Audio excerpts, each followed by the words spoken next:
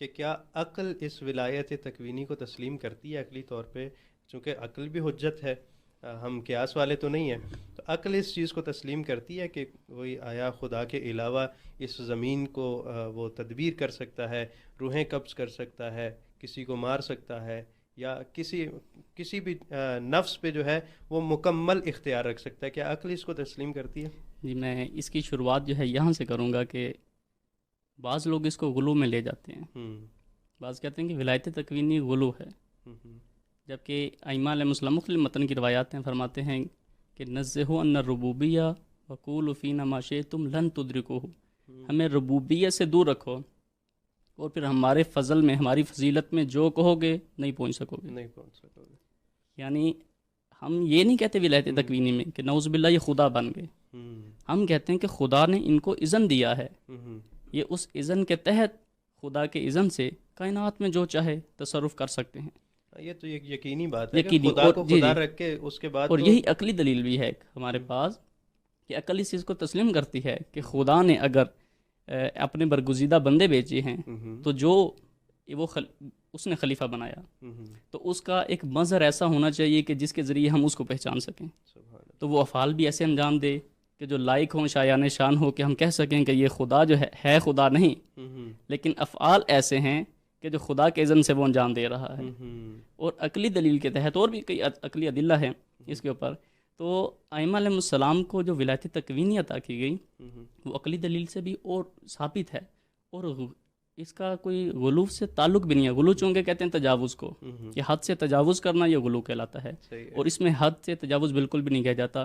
اور یہ چیز اس کی طرف نسبت وہی لوگ دیتے ہیں، وہی جاہل یا ان پڑھ کہہ لیں، یا وہ لوگ کہ جو ناشنا ہوتے ہیں، جن کے پاس دلیل نہیں ہوتی، وہ کہتے ہیں کہ یہ جو ہے وہ غلو ہے. اور ایسے لوگ ہی ہیں کہ جنہوں نے، جیسا کہ ایک واقعہ بھی رونما ہوا کہ حلوہ لکھا ہوا تھا کپڑے پہ کسی خاتون کے، اور کہا کہ یہ قرآن کی آیت ہے، کیونکہ شاید انہوں نے قرآن پڑھا نہیں یا قرآن سے آشنا. ایسے ہی لوگ نسبت دیتے ہیں. اور پھر مجھے یہاں پہ ایک بات یاد آ گئی علی سبیل الاختلاف، کہ وہ جیسے عمران خان کہتے ہیں نا کہ ان میں سے زیادہ تر لوگ ایسے ہیں کہ جو پڑھے لکھے بھی نہیں اور کوشش بھی نہیں کرتے کہ پڑھنے کی کوشش بھی نہیں کرتے. تو یہ بھی اسی طرح کے کوئی لوگ ہیں کہ جن کا قرآن سے ظاہر جو ہے وہ اپنا لگاؤ اس طرح سے ہے نہیں، صرف دکھاوا ہے.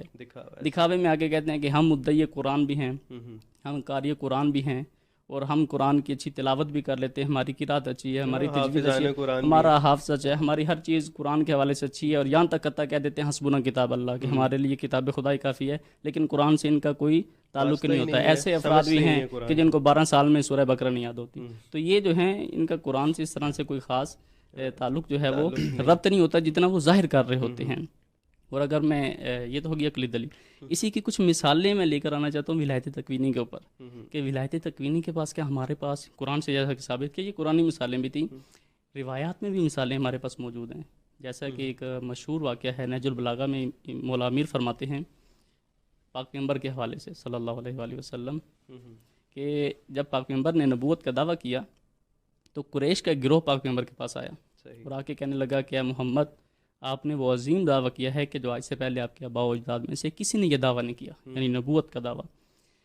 اگر آپ جو ہم مطالبہ کر رہے ہیں اس کو پورا کر دیتے ہیں تو علمنا انک نبی و رسول، تو ہم جان لیں گے کہ آپ اللہ کے نبی بھی ہیں اور سچے رسول بھی ہیں.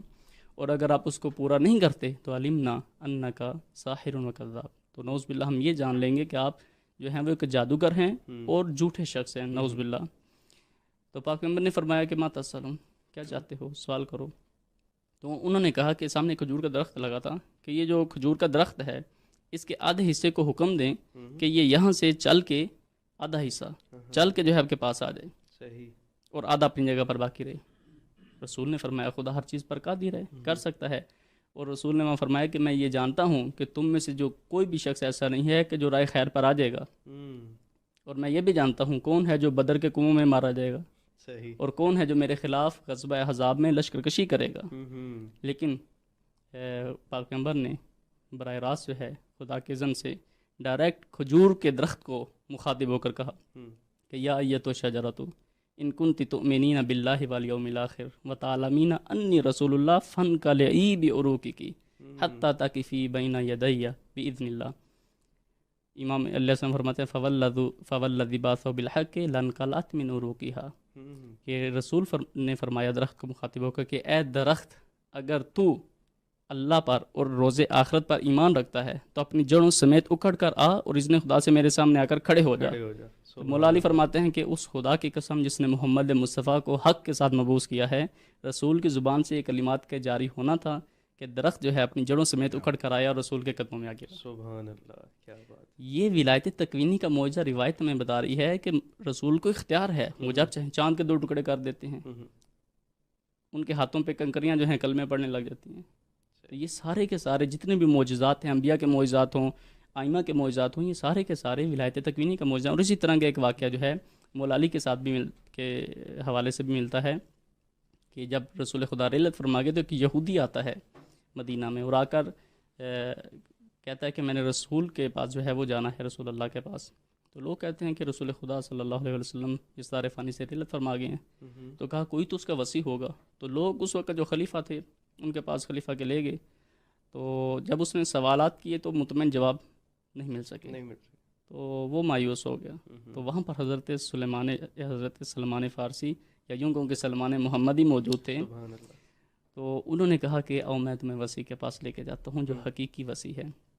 وہ مولا علی کے پاس لے آئے اور مولا علی سے جب روبرو ہوا یہودی تو کہنے لگا کہ میں رسول خدا سے ملنا چاہتا تھا، چونکہ وہ رحلت فرما گئے ہیں اور اگر آپ ان کے وصی ہیں تو میں جو چاہوں گا مطالبہ کروں گا آپ اس کو پورا کر دیجیے، میں جان لوں گا کہ آپ اللہ کے رسول کے وصی ہیں۔ یقیناً جو رسول میں تھیں وہ آپ میں بھی باتیں ہونی چاہیے۔ بالکل بالکل، کیونکہ خلافت چیز ہی اسی کا نام ہے کہ جو مستخلف ہوتا ہے، کہ جو خلیفہ بنا رہا ہوتا ہے، وہ خلیفہ کو وہ تمام تر اختیارات دیتا ہے شؤون کے اندر، امور کے اندر، معاملات کے اندر، کہ جو اسی کے ہوتے ہیں۔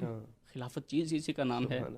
اسی طرح خدا نے خلیفہ بنایا تو ہم بھی یہ کہتے ہیں کہ امور میں اور ہر چیز میں مظہر ہونا چاہیے خدا کا، مظہر کامل ہونا چاہیے۔ اسی طرح رسول خدا کے مظہر کامل اور اللہ کے ائمہ کے جو جتنے بھی ہیں سارے مظہر کامل ہیں۔ تو جی، تو یہودی کہتا ہے کہ آپ جو ہیں اگر وصی ہیں رسول خدا کے تو یہ میں مطالبہ کرتا ہوں آپ اس کو پورا کیجیے۔ مولا نے کہا کہ کیا مطالبہ ہے؟ تو وہاں پر بھی کھجور کا ایک درخت لگا ہوا تھا، کہا کہ اس درخت کو حکم دیجیے کہ یہ درخت ذرات کے اندر تبدیل ہونا شروع ہو جائے۔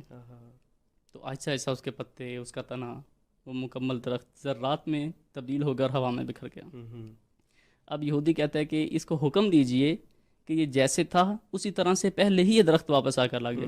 تو مولا امیر نے کیا فرمایا کہ یہودی اب میں نہیں، اب تو کہے گا، جو تو کہے گا وہی ہوتا چلا جائے گا۔ سبحان اللہ۔ تو یہ تصرف کائنات کے اندر کون و مکان میں نہ صرف یہ کہ انبیاء اور ائمہ رکھتے ہیں، بلکہ یہ جس کو چاہتے ہیں عطا کر دیتے ہیں۔ حتیٰ کہ امام صادق علیہ السلام جو ہیں، چونکہ یہ سارے کے سارے جتنے بھی ائمہ ہیں، انبیاء ہیں، ان میں سے بعض بالخصوص سلیمان علیہ السلام کے بارے میں ملتا ہے کہ وہ علمنا منطقت ہے، کہ ہمیں پرندوں کی زبان سکھائی گئی۔